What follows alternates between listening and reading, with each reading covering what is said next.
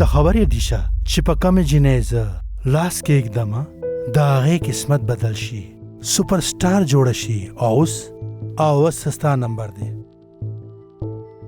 سیکس فیکټرز کم چې سټار جوړېدو دپاره پکار دي پتا کې دي که نه؟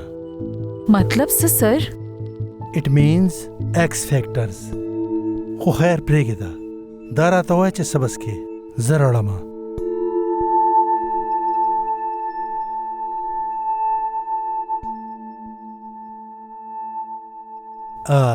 دیشه دا راته وایه چې څه بس کې ویسکي، وډکا او که سکاچ؟